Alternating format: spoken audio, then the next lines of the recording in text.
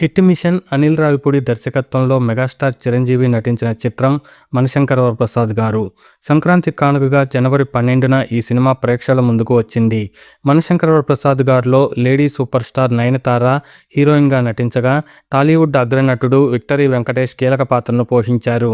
Shine Screens, Gold Box Entertainments బ్యానర్స్పై ప్రముఖ నిర్మాత సాహు గారపాడితో కలిసి చిరంజీవి కుమార్తె సుస్మిత కొణిదెల ఈ సినిమాను నిర్మించారు. మెగాస్టార్ చిరంజీవి కెరీర్లోనే అత్యధిక కలెక్షన్స్ సాధించిన చిత్రంగా నిలిచిన మణిశంకర్ ప్రసాద్ గారి మూవీ తాజాగా అరుదైన ఘనతను సొంతం చేసుకుంది.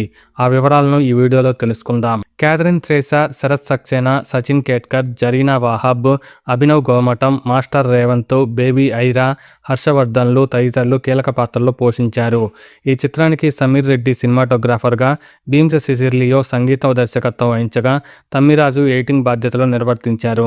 సాంకేతిక నిపుణులు, నటీనటుల రెమ్యునరేషన్, ప్రొడక్షన్ కాస్టు, ప్రమోషనల్ కార్యక్రమాలతో కలిపి మణిశంకర్ ప్రసాద్ గారు మూవీని దాదాపు 250 కోట్ల రూపాయల బడ్జెట్తో తెరకెక్కించారు. ఇక ఈ సినిమా థియేట్రికల్ బిజినెస్ను పరిశీలిస్తే నైజాంలో 31 కోట్ల రూపాయలు, సీడెడ్లో 18 కోట్ల రూపాయలు, ఉత్తరాంధ్రలో 14 కోట్ల రూపాయలు, తూర్పుగోదావరిలో 9.5 కోట్ల రూపాయలు, పశ్చిమ గోదావరిలో 7 కోట్ల రూపాయలు, గుంటూరు జిల్లాలో 9 కోట్ల రూపాయలు, నెల్లూరు జిల్లాలో 4.25 కోట్ల రూపాయల చొప్పున, తెలుగు రాష్ట్రాల్లో 100 కోట్ల రూపాయల చొప్పున బిజినెస్ చేసింది.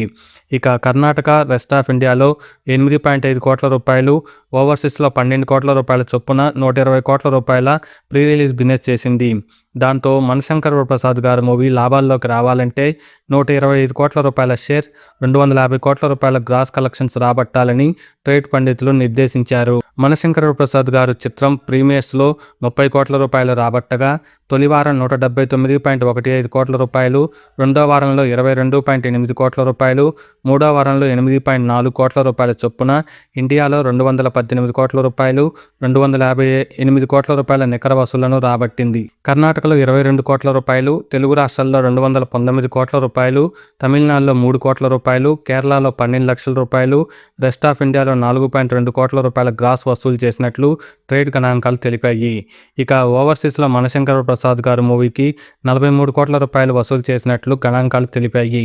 అయితే చిరంజీవి మూవీ 375 కోట్ల రూపాయలకు చేరువగా వసూళ్లను రాబట్టినట్లుగా చిత్ర నిర్మాతలు వెల్లడించారు. థియేట్రికల్ రన్ ముగిసేసరికి మణిశంకర్ ప్రసాద్ గారి మూవీ బుక్ మై షోలో దాదాపు 3.8 మిలియన్లకు పైగా టికెట్లు బుక్ చేసినట్లు తెలిపింది.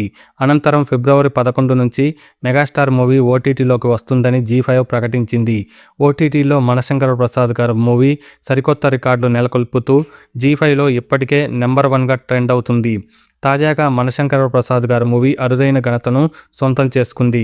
మార్చి 2వ తేదీతో మణిశంకర్ ప్రసాద్ గారి మూవీ 50 రోజులు పూర్తి చేసుకుంది.